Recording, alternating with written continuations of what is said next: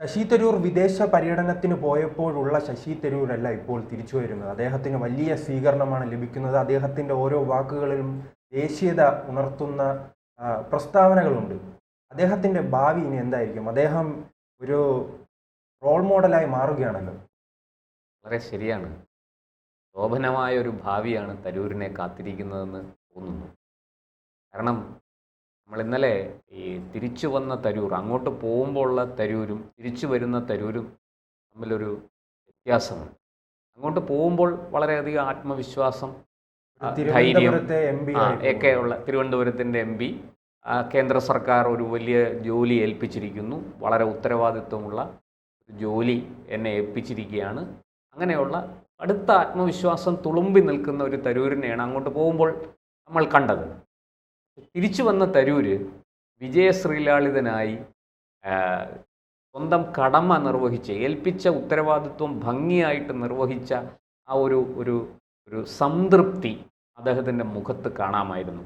അദ്ദേഹത്തിൻ്റെ വാക്കുകളിൽ നിന്ന് നമുക്ക് ശ്രവിക്കാം. മാധ്യമങ്ങളോട് ഡൽഹി എയർപോർട്ടിൽ വന്നിറങ്ങിയ തരൂർ മാധ്യമങ്ങളോട് സംസാരിക്കുമ്പോൾ അത് വളരെ വ്യക്തമായി.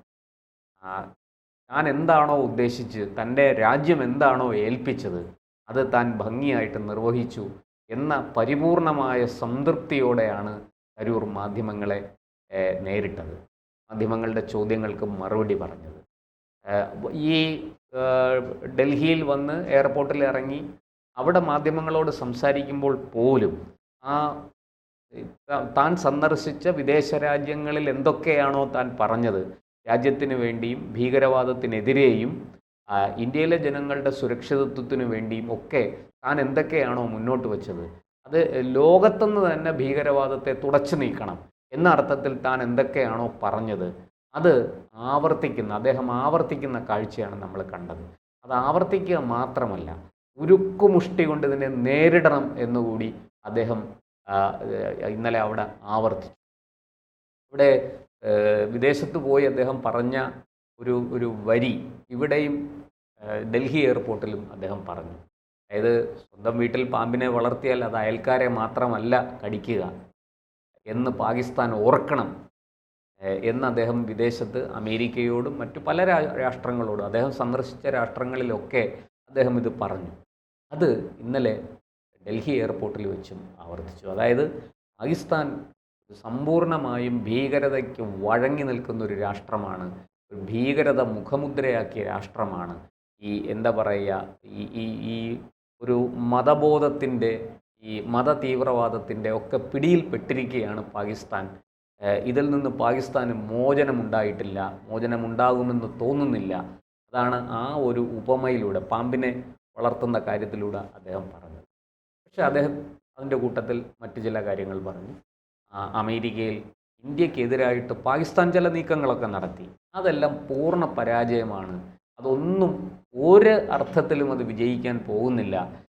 പലപ്പോഴും ഈ അമേരിക്കൻ സന്ദർശന വേളയിൽ അമേരിക്കക്കാർ തിരിച്ചു ചോദിച്ച ചോദ്യങ്ങൾ, അമേരിക്കയിലെ ഉന്നത ഉദ്യോഗസ്ഥരും ഈ പറയുന്നത് പോലെ നയതന്ത്ര തലത്തിലെ മുതിർന്ന ഉദ്യോഗസ്ഥരും അവിടുത്തെ രാഷ്ട്രീയ നേതാക്കളും സർക്കാരിൻ്റെ ഭാഗമായിരിക്കുന്നവരും ഭരണകൂടത്തിലുള്ളവരും ഒക്കെ ചോദിക്കുന്ന ചോദ്യങ്ങൾക്ക് മുന്നിൽ പാകിസ്ഥാൻ കരഞ്ഞു പോകും. അങ്ങനത്തെ ചോദ്യങ്ങൾ അവർ ചോദിക്കും. ആ ചോദ്യങ്ങൾ ചോദിക്കാനുള്ള ഒരു പ്രാപ്തി അവരിൽ ഉണ്ടാക്കാൻ ഇന്ത്യൻ സംഘത്തിന് സാധിച്ചു എന്നാണ് തരൂർ ആത്മവിശ്വാസത്തോടെ പറഞ്ഞത്. അതൊരു ചെറിയ കാര്യമല്ല, അത് വലിയ നേട്ടം തന്നെയാണ്. നമുക്കറിയാം ഈ പാകിസ്ഥാൻ്റെ പുറകിൽ അമേരിക്കയുടെ ഒരു സ്വാധീനം എത്രയുണ്ടെന്ന് ഇന്ന് എല്ലാവർക്കും അറിയാം. ഈ പാകിസ്ഥാൻ ഏത് വിധത്തിലുള്ള ആയുധങ്ങളും കൊടുത്ത് എല്ലാ കുത്തിത്തിരിപ്പുകൾക്കും പാകിസ്ഥാൻ നടത്തിക്കൊണ്ടിരിക്കുന്ന സകല വിധ്വംസക പ്രവർത്തനങ്ങൾക്കും കുടപിടിക്കുന്നത് അമേരിക്കയാണ്. അമേരിക്കയ്ക്ക് ഏഷ്യയിൽ പാകിസ്ഥാനെ പോലൊരു ഒരു എന്താ പറയുക, ഒരു ചട്ടുകം, ആ വാക്കായിരിക്കും കൂടുതൽ ശരി, ഒരു ചട്ടുകം ആവശ്യമുണ്ട്. ചിലരെ ഇളക്കാനും കുത്താനും ഒക്കെ ആയിട്ട്. അത് ഇന്ത്യ ഉൾപ്പെടെയുള്ള രാഷ്ട്രങ്ങൾ ആ ഭീഷണിയെ വളരെ കരുതലോടെ ജാഗ്രതയോടെ നേരിടേണ്ടതാണ്. അങ്ങനെ ഒരു ചട്ടുകമായിട്ട് അമേരിക്ക ഉപയോഗിച്ചുകൊണ്ടിരിക്കുകയാണ്. പക്ഷേ ആ അമേരിക്കൻ സർക്കാർ മാത്രമല്ല, അവിടുത്തെ ഡീപ്പ് സ്റ്റേറ്റിനും ഒക്കെ ഇതിൽ പങ്കുണ്ട്, അമേരിക്കൻ ചാരസംഘടനയ്ക്ക് പങ്കുണ്ട്. പക്ഷേ അവിടെയെല്ലാം ആ ചട്ടുകത്തിൻ്റെ എന്താ പറയുക, ആ കരുത്ത് ഒടിക്കുന്ന ഒരു സമീപനമാണ് തരൂർ അവിടെ സ്വീകരിച്ചത്. അതിൽ തരൂർ വിജയിച്ചു എന്ന് തന്നെയാണ് അദ്ദേഹം പറയുന്നത്. ആ ഒരു വിജയ ശ്രീലാളിതനായി മടങ്ങി വന്ന തരൂരിനെയാണ് നമ്മൾ ഡൽഹിയിൽ കണ്ടത്. തരൂരിൻ്റെ ഭാവി ശോഭനമായിരിക്കുമെന്ന് തീർച്ചയാണ്. എന്ന് മാത്രമല്ല, നമ്മൾ മനസ്സിലാക്കേണ്ടത് കോൺഗ്രസിൻ്റെ എല്ലാ വെല്ലുവിളിയെയും, കോൺഗ്രസ് ഇക്കാര്യത്തിൽ ഉയർത്തിയ എല്ലാ തടസ്സവാദങ്ങളെയും, എല്ലാ കുത്തിത്തിരിപ്പുകളെയും രാഹുൽ ഗാന്ധി ഈ തരൂർ ഇവിടുന്ന് പ്ലെയിൻ കയറുന്നതിന് മുമ്പ് തന്നെ ആരംഭിച്ചു. ഈ എന്താ പറയുക, തൊടുന്യായങ്ങൾ നിരത്തിയും വ്യാജ പ്രചാരണങ്ങളിലൂടെയും ഒക്കെ തരൂർ നമ്മുടെ സൈന്യത്തെ പോലും രാഹുൽ ഗാന്ധി നമ്മുടെ സൈന്യത്തെ പോലും അധിക്ഷേപിക്കുന്ന, പരിഹസിക്കുന്ന തരത്തിലുള്ള സ്റ്റേറ്റ്മെന്റുകൾ കോൺഗ്രസ് പാർട്ടിക്കുള്ളിൽ തന്നെ ഈ വിഷയവുമായി ബന്ധപ്പെട്ട് രണ്ടായി പിളരുന്ന സാഹചര്യം ഉണ്ടായിട്ടുണ്ട് അല്ലേ? എന്ന് പറയുമ്പോൾ രാജ്യത്തിനോടൊപ്പം നിൽക്കുന്നവരും രാജ്യത്തിനെതിരായി നിൽക്കുന്നവരും. അത് രാജ്യത്തിനോടൊപ്പം നിൽക്കുന്നവർ ഒരു വലിയ വിഭാഗമുണ്ട്. രാജ്യത്തിന് എതിരായി നിൽക്കുന്നവർ ഈ രാഹുലിൻ്റെ സ്തുതിപാഠകരാണ്.